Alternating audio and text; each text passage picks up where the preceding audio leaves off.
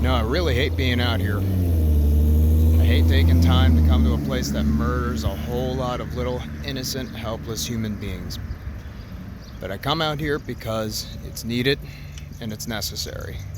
And my hope in this brief little video is that I can persuade you all the more of the need to come out and protest against abortion, which is child sacrifice, which is murder. There's no difference between murdering someone in the womb or outside of the womb, whether they're a few months old in the womb or 30 years old outside of the womb. Does not matter. Murder is murder.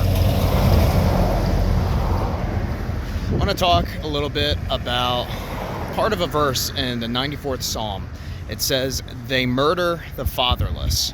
Speaking, of course, about the wicked, it is an imprecatory psalm that asking God to arise in judgment against the wicked. And I always think about the second half of verse 6. They murder the fatherless whenever I'm out here, because this is a place that murders the fatherless. But it's not just the people here who are responsible for the murder of the fatherless. There's actually, I could say, 4 groups that I'm going to mention, at least in this video. There's 2 of these groups are literally groups, and then the other 2 are individuals. It'll make sense as you see me go through this. The first group, if we want to call it that, would be the civil magistrates. The civil magistrates, the Bible teaches in Romans 13, are to bear the sword and punish the wicked. They are not meant to bear the sword to enable the wicked to punish the innocent. But the civil magistrate, the United States government, federal, state level, all in all, are in favor of abortion. They are in favor of legalizing and protecting the slaughter of preborn babies. The civil government of the United States of America murders the fatherless. The second group that's responsible that I'm going to mention is Planned Parenthood.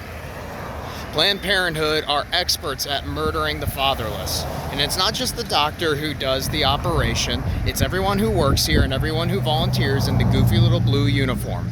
They are murderers. They escort people in to murder their children. They work at a place that murders children to enable people to murder their children.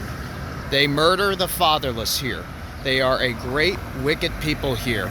But there's 2 other groups or individuals now that are responsible for murdering the fatherless. The first is the mother of these children.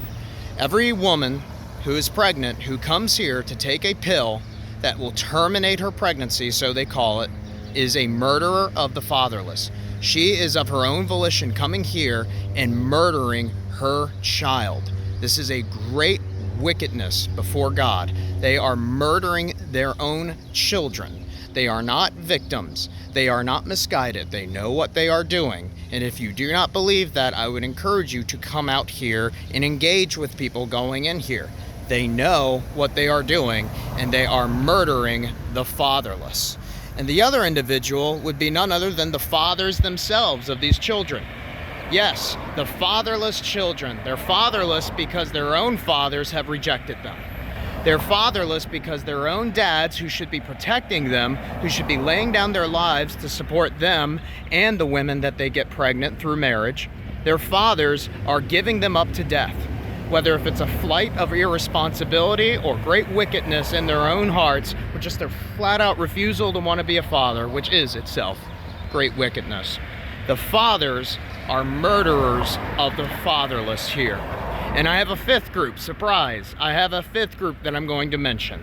And that would be those in the visible local churches who have been indifferent about the slaughter of the preborn are guilty of the murder of the fatherless.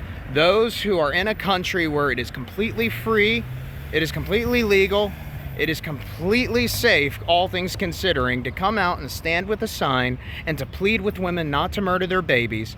All the pastors who have refused to preach against the horrors of abortion, to take stands, all the ministers and all the people that have abandoned the political sphere, that have abandoned the culture in the name of hiding away and waiting to go to heaven, they have turned their backs to the needy. They have not put themselves between the murderer and the intended victim, which is not the woman, by the way, which is the child that's going to die.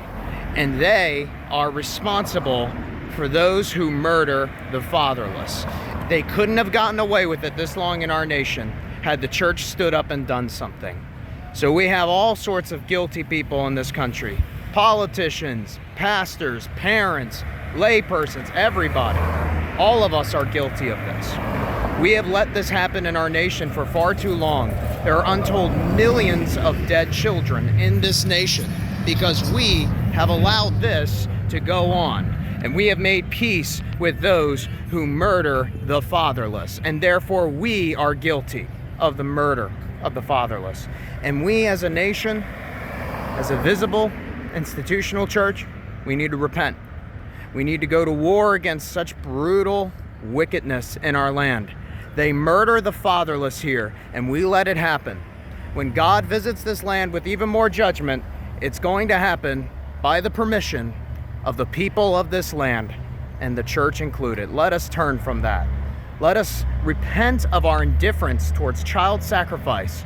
Let us repent of our indifference about those who murder the fatherless. How do we do it? How do we repent? Well, the answer is first things first, agree with the Bible. Agree with the very words of God that in abortion, they are murdering the fatherless here. It's not a medical decision. It's not an accident. They know what they are doing, and we need to agree with it. This is murder. We need to call this murder. The second thing we need to do is to get off of our tailbones, to put it nicely. And we need to take action. I understand not everybody can come out here and stand with signs and plead for children. We have jobs. We have all sorts of things that distract us from that. But we can all take action in contacting our local magistrates and demanding equal protection for children, preborn and born, from this horrible place where they murder the fatherless. We can teach our children, when they are at an age that's appropriate, the horrors of what's going on here and the beauty of having children and being married.